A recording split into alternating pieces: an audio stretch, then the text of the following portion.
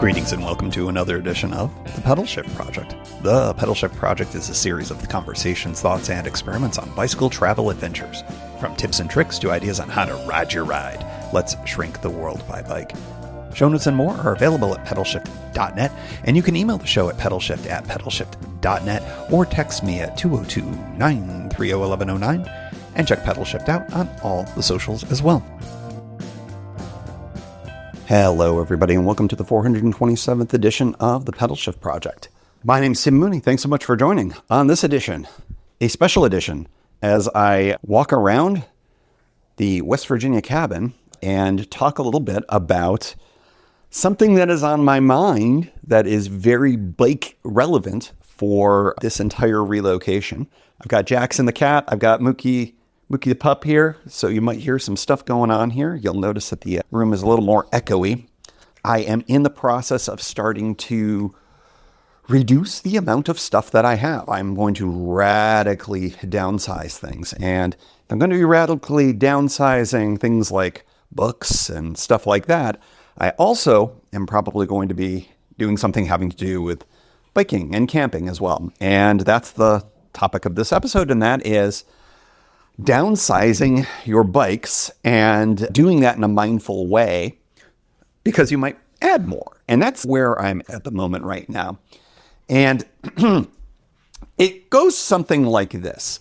If any of you have ever moved really any distance, but particularly longer distances within a country, those of you who have done any international moving, you know that it's in your best interest to move as little as possible. Really as little as possible. By the way, the soundscape is me pouring coffee.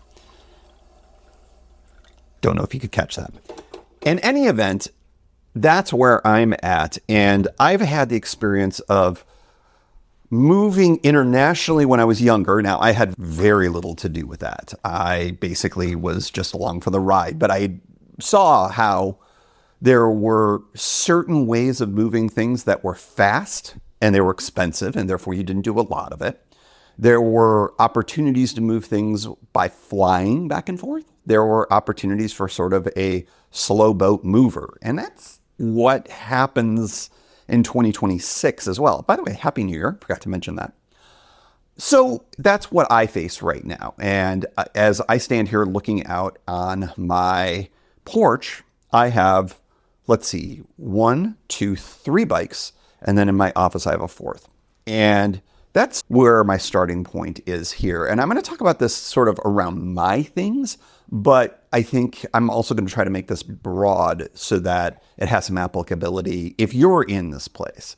We always joke about N+1 and just adding more bikes, and more bikes are good. And I still subscribe to that. I like having all 4 of these bikes. They all have something about them that does something for me. But also, in some of the discussions that I've been having with Mysterious James and in my own head and things along those lines, not all of these bikes serve me in the same way that they used to. And I think that's an important thing to begin the analysis, because when you're in downsizing mode, one of the big questions that you ask yourself is, does this item serve me anymore? There was this woman named Marie Kondo, I believe her name. It was a big deal maybe a year or two ago about, does this thing bring you joy and all this other kind of stuff. It was all about really downsizing and minimizing in the minimalist kind of vein.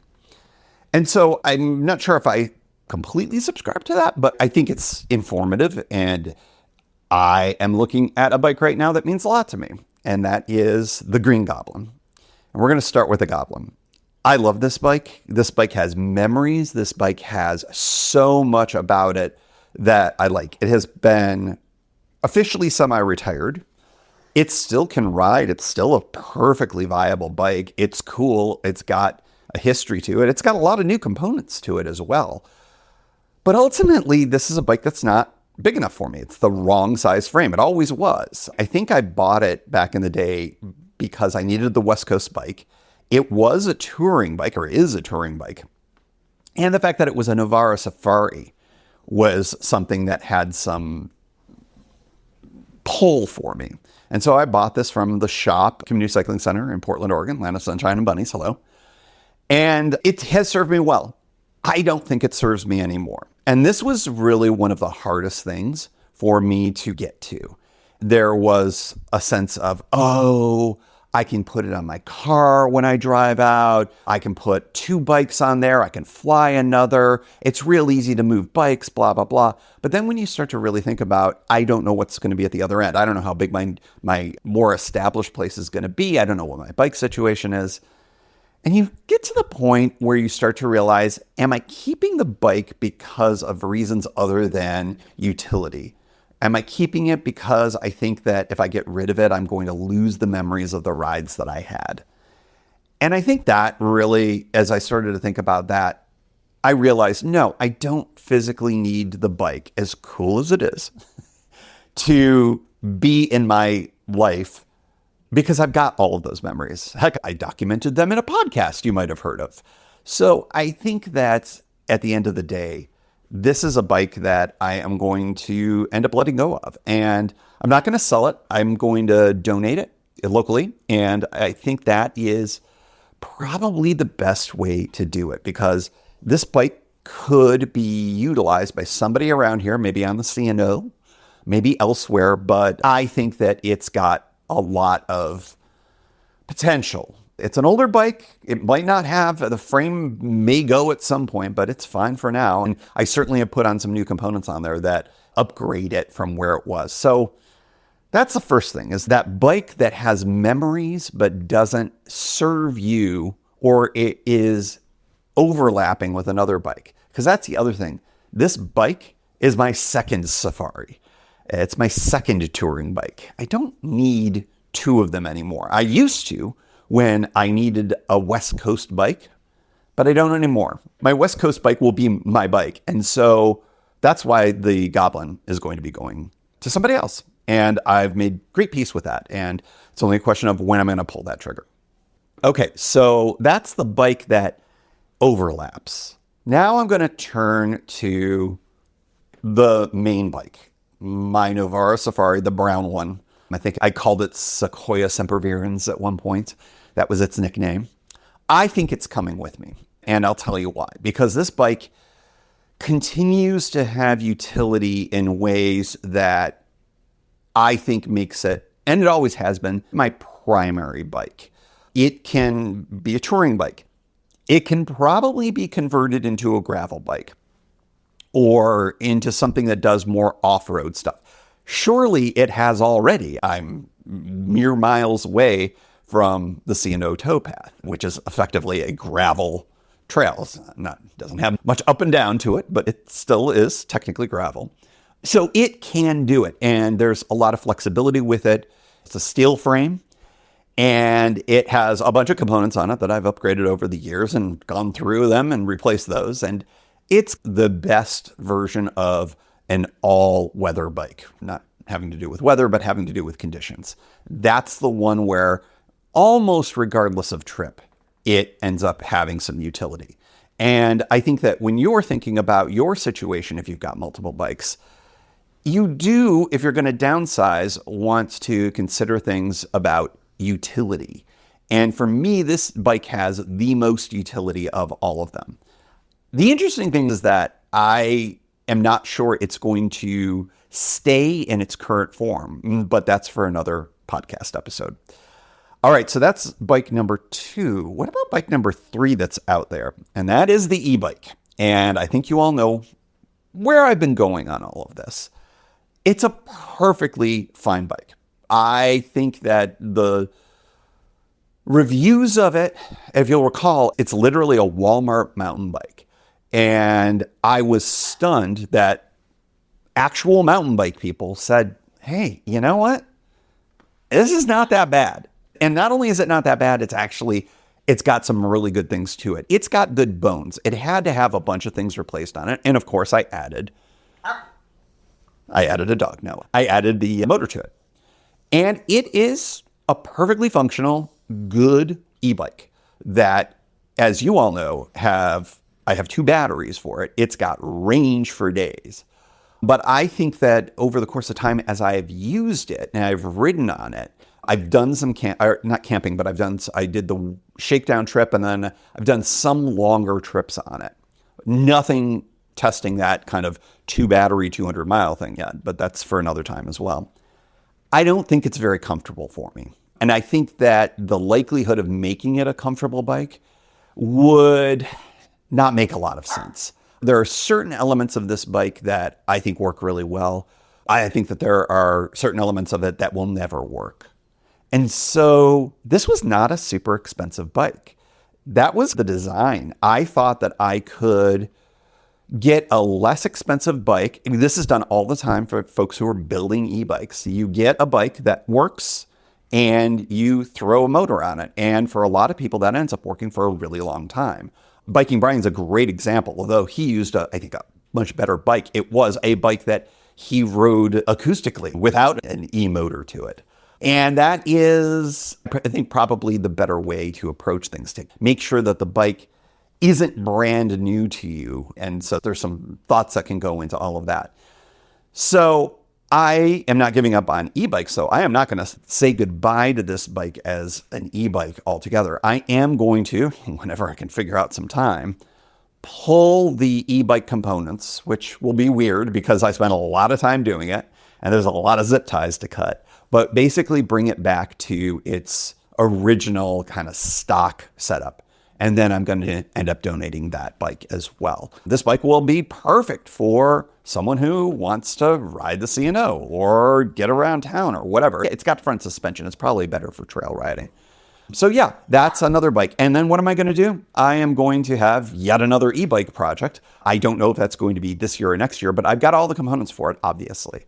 And so e-biking is definitely going to be something that I'm going to be doing. I think I'm going to want it and need it enough that the possibility of this being a thing this year, reasonably high. Seattle is a very hilly city, and I think having an e-bike in the city would be super handy, especially if you're just getting around for errands or just adventuring or whatever, your urban adventure model, because there are certainly trails that are on the flatter side. But as I start to explore other areas, there's a hill that's in between me and where I want to go. An e-bike will be super handy for all of that. So that's the idea with a situation with a bike that serves you, has components to it that you want, but overall the package just isn't quite right for you. And that's, for me, this e-bike. And I'm going to pull the stuff that matters, leave the stuff that doesn't, and then I'll donate that bike. So that's the third bike. And the fourth bike, the Brompton. There's no way I'm getting rid of this bike. Okay, first of all, absolutely 0% chance. I'm walking over to where it's tucked away in my office over here. Let me just take a look at it. It has been sitting just quietly for months and months, unridden. It is not a good bike for all circumstances. It's got so much utility, though, that it's insane for anyone to think that I would ever get rid of this bike. It is in need of a bit of TLC because I don't have a Brompton person in West Virginia. I haven't had the time. I haven't had the gumption to take it to DC, to the place that I'd had it worked on. And so I think ultimately this is probably the first bike that's going to come back with me. And here's why. My current living conditions are it's still a temporary apartment that I'm in for a few months while I suss things out and look for something a little bit more stable/permanent. And this bike is perfect for it. I am not trying to bring much out in this stage. If I move stuff out to this apartment, I'm going to have to move it again in literally a matter of weeks. It's months, but at this point you can start measuring it in weeks.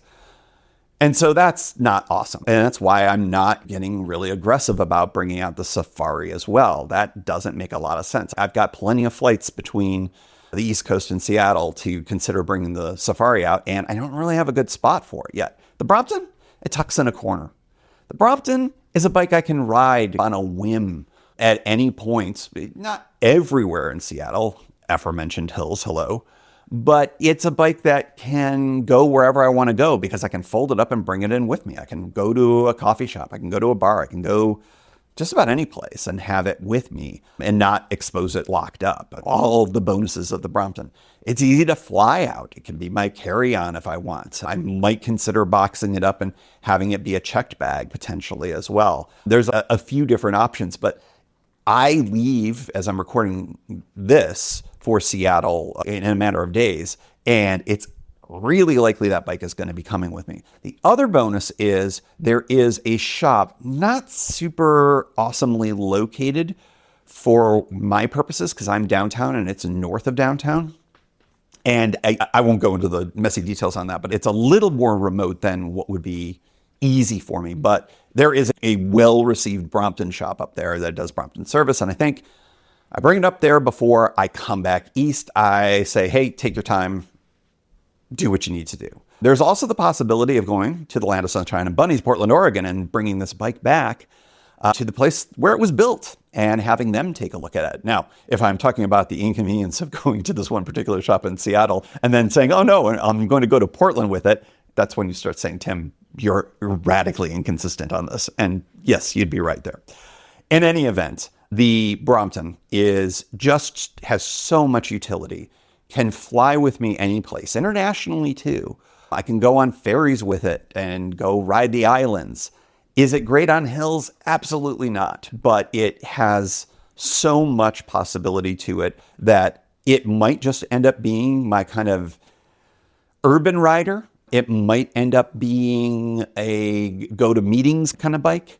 Or at the end of the day, it still might end up being a touring bike. And it probably is going to be all of the above. And so this is the bike that is the one that maybe it's a little bit more expensive that you have. Maybe it's the one that really checks a lot of boxes, and maybe you just think it's damn cool. That's a bike that you're probably going to end up keeping, and that's obviously why I'm going to keep the Brompton.